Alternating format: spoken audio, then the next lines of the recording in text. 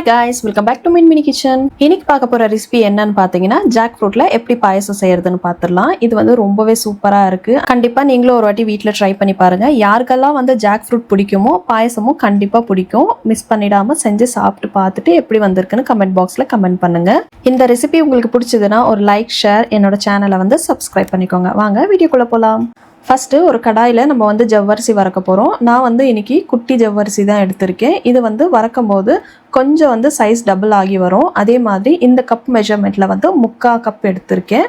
இது வந்து போட்டுட்டு ஒரு வாட்டி நல்லா ஒரு 5 மினிட்ஸ் ஆச்சு நம்ம வந்து வறுக்கணும். வறுத்தோம் அப்படின்னா நல்லா உப்பியும் வரும், அதே மாதிரி சீக்கிரமாகவும் வந்து குக் ஆகும்.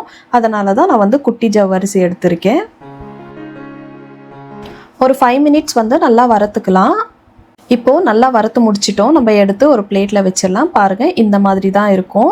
இப்போ வந்து பிளேட்டில் எடுத்து வச்சிடலாம். இதே கடாயில் ஒரு சின்ன கிளாஸில் வந்து தண்ணி சேர்த்துக்கலாம். ஏன்னா நம்ம வந்து வெல்லம் சேர்க்க போகிறோம். எந்த கப்பில் வந்து ஜவ்வரிசி எடுத்தோமோ அதே கப்பில் ஃபுல்லாக வந்து நான் வெல்லம் எடுத்திருக்கேன். ஃபுல்லாக எடுத்தோன்னா நமக்கு வந்து கரெக்டாக இருக்கும். இப்போ வந்து தண்ணியில் சேர்த்துட்டு நல்லா கரைச்சி விட்டுடலாம். அதுக்கப்புறமா வந்து வடிகட்டியில் வந்து வடித்து எடுத்துக்கணும். ஏன்னா இதில் வந்து தூசி ஏதாச்சும் இருக்கும் அப்படின்றதுனால நம்ம வந்து கரைச்சி இந்த மாதிரி ஃபில்டர் பண்ணி எடுத்து வச்சிடலாம். இப்போ அதே கடாயில் நம்ம ஃபில்டர் பண்ணி வச்ச தண்ணியை வந்து நம்ம சேர்த்துடலாம்.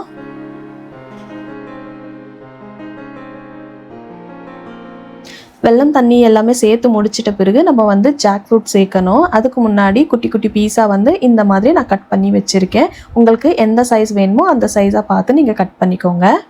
ஜாக் ஃப்ரூட் வந்து நல்லா பழுத்து இருக்கணும். அதே மாதிரி சாப்பிட்டு பார்த்தோன்னா நல்லா டேஸ்ட்டாக இருக்கணும். அந்த மாதிரி ஜாக் ஃப்ரூட்டை எடுத்து நீங்கள் பாயசம் செய்யும் போது இன்னும் நல்லாவே இருக்கும். இப்போ வந்து வெல்லம் தண்ணியில் சேர்த்துட்டு எல்லாமே ஒரு வாட்டி மிக்ஸ் பண்ணிடலாம். ஒரு 80% வந்து குக் ஆனால் போதும். அதுக்கப்புறமா நம்ம அடுத்தடுத்த பொருளை வந்து சேர்த்துடலாம்.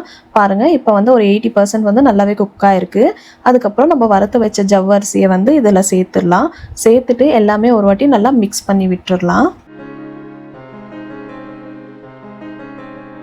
நெக்ஸ்ட் வந்து 2 கப் பால் சேர்த்துக்கலாம். இது வந்து காய்ச்சி ஆற வச்ச பால் தான். இது சேர்க்கும் போது ஜவ்வரிசி வந்து நல்லா வெந்து வரும்.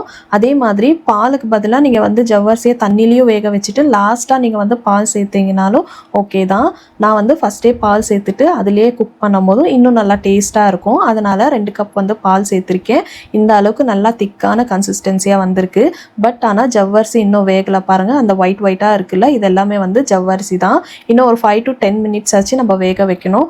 ரொம்ப ஓவர் குக் பண்ணிட்டீங்கன்னா ஜவ்வரிசி வந்து அப்படியே கரைஞ்சிரும். அதனால கொஞ்சம் வந்து பார்த்து ஒரு 15 மினிட்ஸ் ஆச்சு நம்ம வந்து ஜவ்வரிசி வந்து வேக வச்சோம்னா கண்ணாடி பதத்துக்கு இந்த அளவுக்கு நல்லா வெந்து வரும். இன்னொரு 5 மினிட்ஸ் தான் மூடி போட்டுட்டு கூட நம்ம குக் பண்ணலாம்.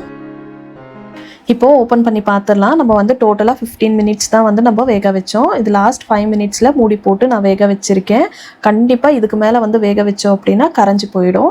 இந்த அளவுக்கு வேக வச்சுட்டு நம்ம வந்து ஆஃப் பண்ணிடலாம். இதுக்கப்புறமா நம்ம வந்து வேறு கடாயில் ஒரு 5 டேபிள் ஸ்பூன் வந்து நெய் சேர்த்துட்டு கொஞ்சம் வந்து முந்திரி, அதுக்கப்புறமா வந்து திராட்சை, இது ரெண்டுமே சேர்த்துட்டு நல்லா ஃப்ரை பண்ணிக்கலாம். ஃப்ரை பண்ணும்போது லோ ஃப்ளேமில் வச்சுக்கணும். திராட்சை வந்து நல்லா உப்பி வரும். அதனால் லோ ஃப்ளேமில் வச்சுட்டு நல்லா ஃப்ரை பண்ணிவிட்டு அதுக்கப்புறமா நம்ம வந்து ஆஃப் பண்ணிடலாம். பாருங்கள், இந்த அளவுக்கு இருந்தால் மட்டும் போதும். இப்போது முந்திரியும் திராட்சையும் வந்து பாயசத்தில் சேர்த்துடலாம். நான் வந்து இன்றைக்கி ஏலக்காய் பவுடர் வந்து சேர்க்கலை. ஏன்னா ஜாக் ஃப்ரூட் பாயசத்தில் ஜாக் ஃப்ரூட் ஃப்ளேவர் வந்து ரொம்பவே அதிகமாக இருக்குது. அதனால் ஏலக்காய் ஃப்ளேவர் வந்து அந்த அளவுக்கு நமக்கு தெரியாது. நீங்கள் விருப்பப்பட்டீங்கன்னா ஏலக்காய் பவுடரை வந்து நீங்கள் சேர்த்துக்கோங்க. நான் வந்து சேர்க்கலை. ஃபைனலாக நம்மளோட பாயசம் வந்து ரெடி ஆயிடுச்சு. இதுக்கப்புறம் நம்ம சர்வ் பண்ணி சாப்பிட வேண்டியது தான். இந்த பாயசம் வந்து ஆறின பிறகு கொஞ்சம் திக்கான கன்சிஸ்டன்சியாக வரும். அப்போ வந்து நீங்கள் கொஞ்சமாக வந்து பால் ஆட் பண்ணிவிட்டு சர்வ் பண்ணி சாப்பிட்டீங்கன்னா ரொம்ப ரொம்ப நல்லாயிருக்கும். இதே மாதிரி நீங்களும் வீட்டில் செஞ்சு சாப்பிடுங்க. எந்த உணவுமே வந்து வேஸ்ட் பண்ணாமல் சாப்பிடுங்க. இன்னொரு ரெசிபியில் பார்க்கலாம். Until then, bye from Hema.